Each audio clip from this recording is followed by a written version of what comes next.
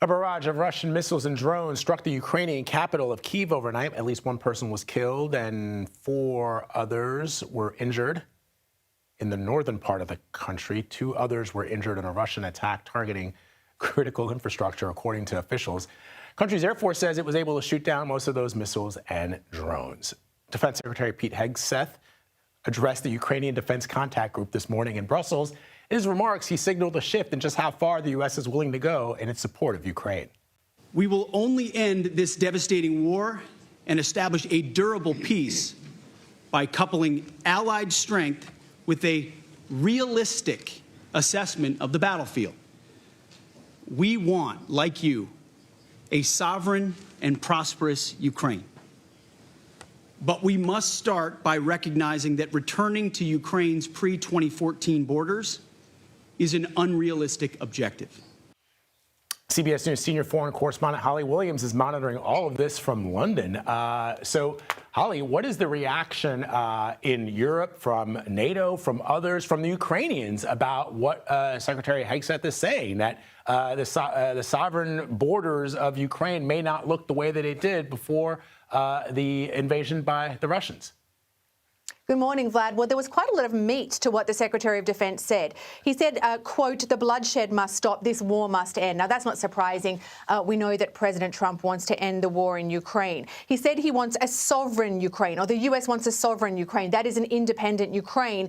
But as you just heard, he said a return to Ukraine's pre-2014 borders is unrealistic. Now, remember, the first time that Vladimir Putin invaded Ukraine was back in 2014 when he annexed Crimea and began backing separatists in Ukraine's east who seized territory there. Now, that statement from the Secretary of Defense suggests that the U.S. supports some or all of that territory becoming Russian territory permanently. And there was another important qualification as well. Hegseth said that the US supports robust security guarantees to stop Russia from reinvading Ukraine, but does not support NATO membership for Ukraine, which would potentially commit the US to coming to Ukraine's defense if it's attacked again. And he said that US troops would not be part of any international peacekeeping force in Ukraine. The overarching message of what he said was that the US is committed to NATO and is committed to its European partners, but he said that the US's primary focus is at home and in the Pacific,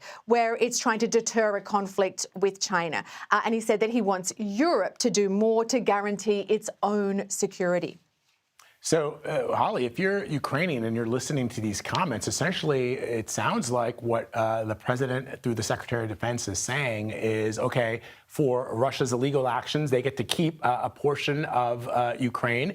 The United States isn't going to do anything about that. And by not allowing Ukraine to join NATO, and also by not being part of a peacekeeping mission, what's to prevent Vladimir Putin from doing it again, given that he will have kept the spoils of war? So are you hearing at all any reaction from Kyiv?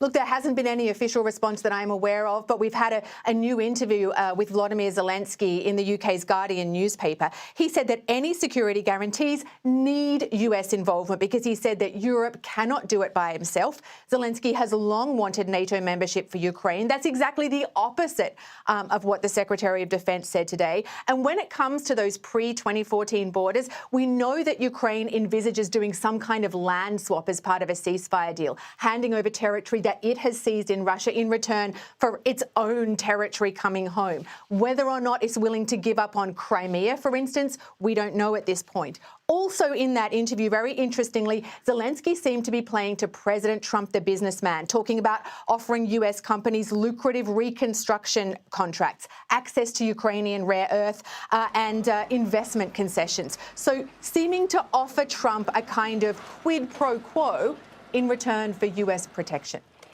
Historically, we know that he loves those. Holly Williams with that really important reporting for us this morning.